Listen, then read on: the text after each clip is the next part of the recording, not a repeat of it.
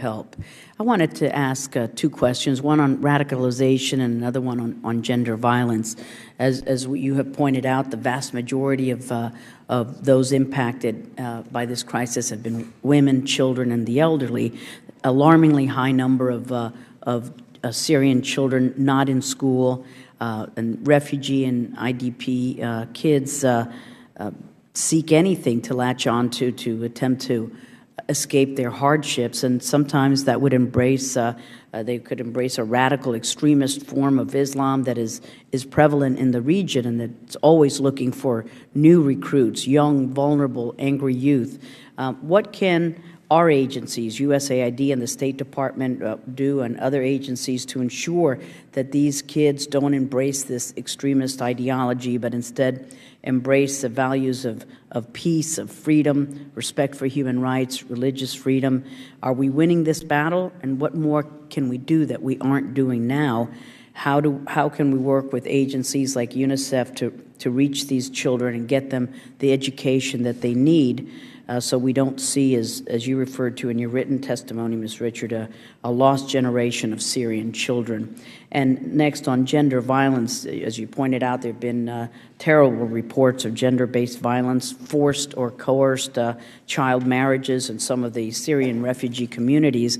What can we do? What are we doing in conjunction with other international NGOs and the UN to expand and improve services to respond to gender-based violence, increase access to safe spaces, awareness that there is access to professionals who can provide support to victims, and what can we do to empower girls and women and raise awareness of their rights and give them other options rather than having to enter into an all too early marriage? Thank you, ladies. Well, on the issue of children, we have programs in all of the places that refugees are arriving to help the children, especially because we don't want to see them idle or just left out in the open or preyed upon by adults or others. And so in Jordan, where children make up approximately 54% of the refugees, U.S. funding supports programming for safe spaces for children, access to schools, and provides childhood immunizations. And I visited some of the safe spaces for children in the Zatri camp, and kids there were like kids anywhere. They were playing, they were happy, they were singing. It's a nice counterpoint to some of the horrible things I see to spend time with kids when I travel. And some of that is run by UNICEF with our funding, and it's a really good program, and there's several of those in Zatri, and I think we need more.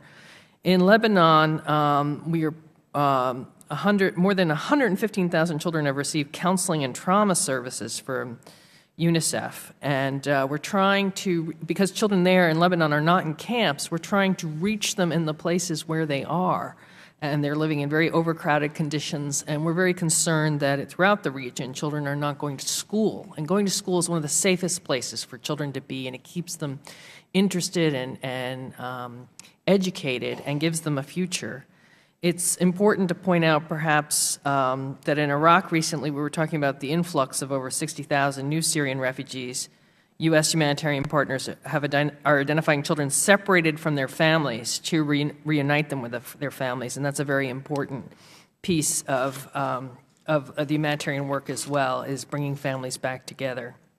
I want to quickly also, before turning to Nancy, mention that we are very concerned by reports of gender-based violence, including sexual violence. We're working very closely with humanitarian partners.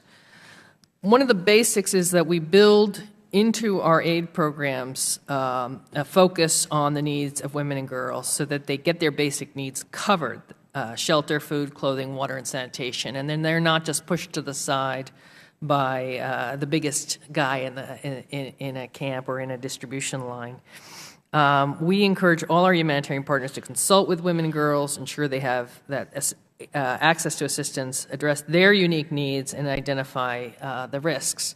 In addition to that, though, we try to fund specialized services and support aimed at preventing and responding violence, exploitation, abuse. This includes medical and counseling services for rape survivors. We already mentioned the safe learning and healing spaces for children, particularly girls, and efforts to raise awareness about the risks of urgent issues like early marriage.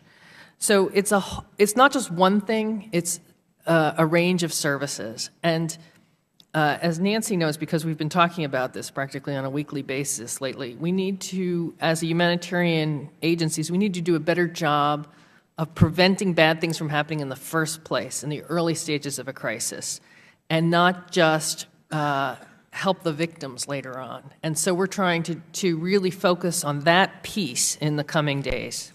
Thank you for your question. Well, as you can tell, this is an issue that we're very seized with, and all the approaches that Anne identified, we're working with our partners inside Syria as well. There's the additional challenge, of course, of people moving around. A lot of the schools are occupied by internally displaced families, but we do work through all of our partners with an emphasis on being very aware of specific gender needs and trying to provide that protection.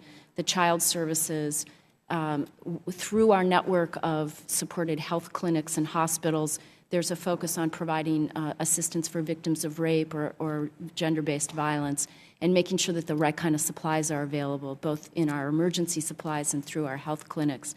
Psychosocial counseling is really important as well, because the trauma that people go through, it will have generational impact. And so it's critical that as much as possible people get the kind of help they need.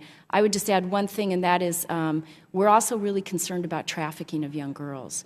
And through our mission in Jordan, we have a program that is working to raise the awareness of this as an issue to pay close attention to. Nothing is more horrifying than to think of being a young girl in Tunisia who ends up being trafficked in Zatri camps. So these are the kinds of issues that we are absolutely seized with. Thank you very much for your answers. Mr. Deutsch.